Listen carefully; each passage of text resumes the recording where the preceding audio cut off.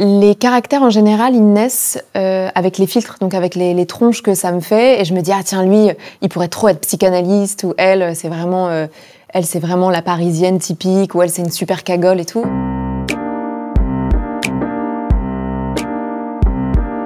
J'ai Coraline à Malmousse qu'on attendait le bus, on faisait des snaps et tout, la vie tranquille quoi. Et là, c'est pas c'est qui nous débarque avec sa tête de merde là.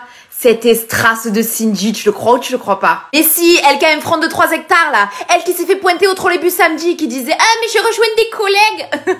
Je m'appelle Lison Daniel, j'ai 28 ans et je suis scénariste et comédienne. Le compte Instagram Les Caractères, c'est un compte que j'ai créé il y a 3 ans avec ma cousine à l'époque. Maintenant je suis toute seule et je l'ai créé à un moment de ma vie où ça marchait pas trop, où j'avais pas trop de casting, où je voulais aussi être scénariste, mais bon voilà, c'était un moment un peu où on voulait pas trop de moi. Et j'ai décidé de faire mon propre CV voilà, pour montrer un peu mon travail, et c'est comme ça que Les Caractères sont nés. Les Caractères, c'est un nom que j'ai emprunté à l'œuvre de La Bruyère, parce que c'est un auteur qui a décrit les mœurs de son époque et les mœurs de la cour du roi de son époque. Et j'ai trouvé que c'était un titre qui s'y prêtait bien, et en même temps, Les Caractères, c'est aussi le mot anglais pour dire personnage. Donc voilà, je trouvais que c'était un chouette titre. C'est comme ça que c'est né. Tu te souviens du premier caractère que tu as fait du coup?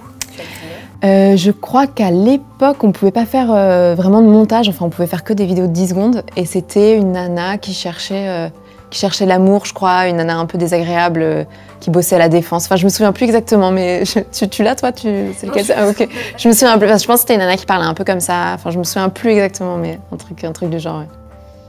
Salut Sylvain, moi c'est Elodie, je travaille dans une entreprise à la Défense qui fait du prêt-à-porter et des cosmétiques en ligne.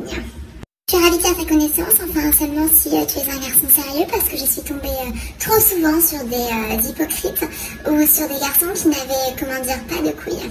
Quand j'ai terminé mes formations de théâtre, donc dans diverses écoles et conservatoires, j'ai trouvé que c'était un peu, enfin, le monde des castings est un peu difficile et un peu compliqué, et puis on vous met très vite dans des rôles qui vous vont pas forcément bien. Donc moi, c'était souvent la copine, la meuf un peu éthérée, un peu voilà, et je trouvais que c'était un peu dommage, et j'avais du mal à me détacher de ça, et donc je trouvais ça chouette sur mon compte de mettre des filtres et de pouvoir incarner des gens complètement différents de moi et très loin de moi, et de pouvoir écrire aussi, parce que c'est un truc qui me manquait un peu.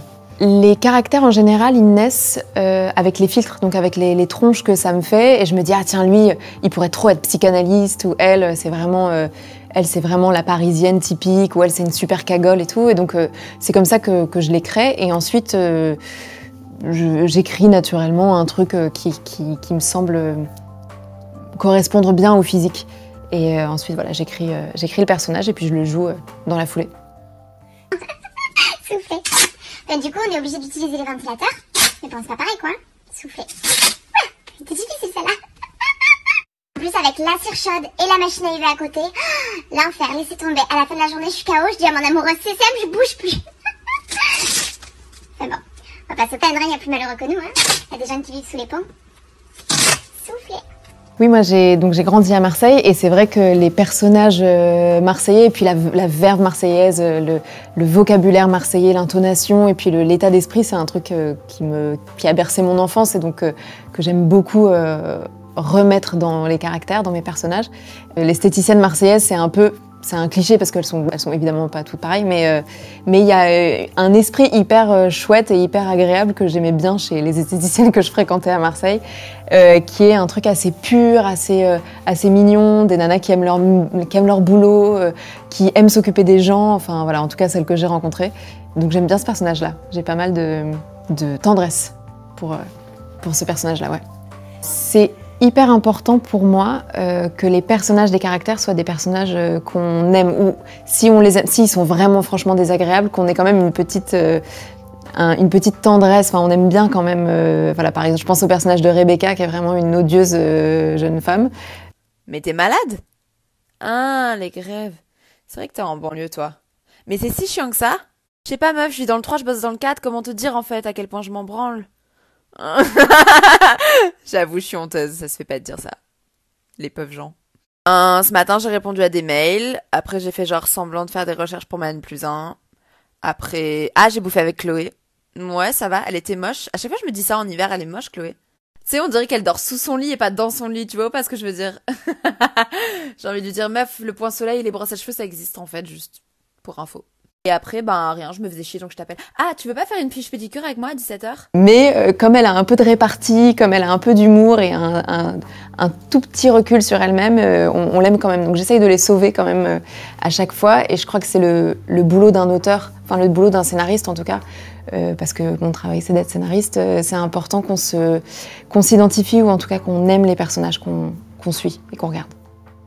Mon compte Instagram, c'était déjà ma seule façon de travailler, donc c'était grâce à ça que je rencontrais des producteurs, des directeurs de casting, et c'est comme ça que j'ai commencé à travailler en tant que scénariste et comédienne. Et pendant le confinement, j'ai fait une vidéo qui était la vidéo d'un nouveau personnage qui s'appelait Isabelle, qui était une grande bourgeoise, qui parlait un peu comme ça, avec une patate chaude dans la bouche, et qui avait un dilemme terrible, c'était de savoir où est-ce qu'elle allait, dans quelle maison secondaire elle allait se confiner, et quel frère et quelle sœur iraient dans quelle maison. Voilà. Et cette vidéo-là, je crois parce qu'elle arrivait à un moment un peu particulier, c'était juste après la polémique, Leila Slimani qui écrivait son journal de confinement dans Le Monde, c'était à un moment où on se rendait compte qu'il y avait un peu une France coupée en deux avec ceux qui devaient travailler, ceux qui devaient prendre des risques, et puis ceux qui allaient se faire 2 mois de vacances au vert. Et je pense que c'est pour ça que, sans le vouloir, j'étais en fait en plein dans l'actualité et dans ce que les gens avaient envie de voir. Mais oui, quelle galère, bien sûr. Écoute, depuis la première allocution de Macron, je peux pas te dire, toute la famille est montée au créneau. Ça a été le branle-bas de combat. Ouais. Alors, Élise a pris celle de Megève, c'est plus pratique avec les chiens. Pierre-Yves a insisté comme un fou pour s'installer au Mas. J'ai dit, bon, ok, tu sors de ton limbago, la Provence te fera du bien. Je me sacrifie, c'est moi qui irai à Saint-Luc. Ah, écoute, moi, la Côte d'Émeraude en mars, ça me fout un cafard dingue. La mer est moche, la glycine n'est même pas en fleurs. Chier, quoi. Chier. Écoute, c'est un enfer de tous les diables. Mon poissonnier a fermé, je suis obligée d'aller jusque sur le boulevard du Sémaphore pour acheter des coquillages qui sont d'ailleurs franchement pas terribles. Puis il y a la petite Maria qui m'a lâché, qui doit garder ses gosses, je ne sais quoi. J'ai dû me taper toute l'ouverture de la maison toute seule. Puis je trouve que c'est pas facile de pas sortir. Bah oui, je sais quoi, je bouquine, je me balade, je fais des puzzles, je déplace des meubles, des trucs, des machins. Elle a fait le tour de Twitter. Et vraiment, en quelques jours, j'ai eu énormément de nouveaux abonnés. Et donc, après, comme Twitter, c'est un média qui est très fréquenté par les journalistes, beaucoup de médias ont commencé à en parler. Voilà. C'est comme ça que ça a commencé à vraiment exploser. T'as réussi à retracer le premier tweet qui a vraiment... Ouais, et je l'ai remerciée d'ailleurs. C'est une avocate, une jeune avocate qui l'a publié. Et puis, ça a été retweeté. Alors, j'ai aucune idée de ce que ça représente, mais 2000 fois, je ne sais pas si c'est beaucoup, 2000, 2500 fois. Et par des gens très éloignés, en fait, de l'univers Instagram, quoi. Des gens pour qui Instagram, c'est probablement les avocats d'auto et les influenceuses, mais ce qui est un peu vrai aussi.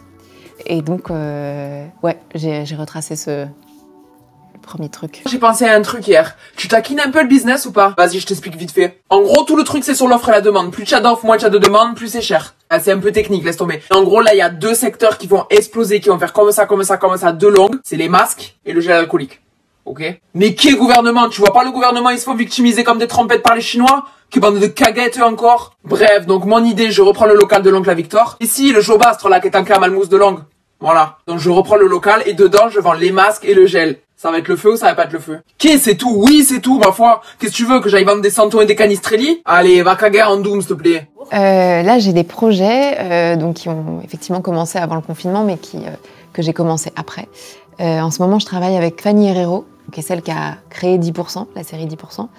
Et je suis dans son équipe de scénaristes pour la nouvelle série qu'elle fait pour Netflix. Et je dois dire que j'aurais pas pu trouver mieux comme première vraie expérience de scénario, parce que c'est une équipe vraiment géniale. Et puis Fanny, c'est vraiment une scénariste extrêmement talentueuse et hyper bienveillante et super intelligente. Enfin vraiment, voilà, je me sens parfaitement dans mon élément et je suis trop heureuse de participer à ce projet. On s'était rencontrés un peu par hasard et puis elle a découvert les caractères et elle s'est dit tiens, il y a quelque chose, en tout cas de l'ordre de l'écriture et de la caractérisation des personnages qui est chouette. Enfin, je pense que c'est ce qu'elle s'est dit. Et donc, on s'est écrit. Enfin, je lui ai envoyé ce que je faisais. J'ai passé des petits tests. Enfin, voilà. Après, c'était un long entretien d'embauche. Mais voilà. Bref. Ça va sinon, meuf? Ouais, moi je me suis relevé les cheveux là. Ça change en vrai, j'ai un petit front pas mal.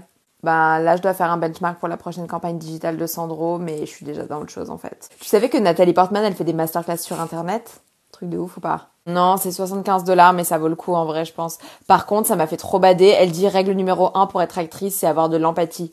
J'étais là genre, tant il y a plusieurs courants d'acting et moi je peux être dans celui où l'empathie on s'en branle en fait, tu vois ou pas? Mon activité de comédienne, je l'avais un peu mise sur pause en sortant des écoles de théâtre parce que je trouvais que le casting, c'est un exercice très difficile, il faut être vraiment tenace. En tout cas, moi, c'était un système qui me rendait pas très heureuse et je me suis dit, je vais mettre ça sur pause pour le moment, je vais écrire et puis le jeu viendra comme ça. Et c'est ce qui s'est passé. Et donc là, je recommence à passer des castings et j'ai des projets de tournage pour les prochains mois. Les caractères, ça a permis de m'envisager dans d'autres rôles que ceux qui correspondent parfaitement à mon physique de jeune fille blonde. Et donc, on me propose des rôles de journaliste, de médecin. Enfin voilà, c'est des trucs un petit peu différents, voilà, qui sont, je trouve, un peu plus fournis, un peu plus denses et un peu plus intéressants que la meuf d'eux. Ouais. Bon, 2020 était une année un peu pourrie pour tout le monde. Oui. Mais qu'est-ce qu'on peut te souhaiter pour cette fin d'année et pour 2021? Moi, si on peut me souhaiter que ça reste comme ça, déjà, ce serait trop bien. J'aimerais bien que, voilà, continuer à écrire avec cette géniale équipe de Fanny Herrero. Enfin, voilà, que les caractères continuent de plaire et que je puisse continuer mes projets. Vraiment, moi, si ça peut rester comme ça encore toute la vie, ce serait vraiment trop bien.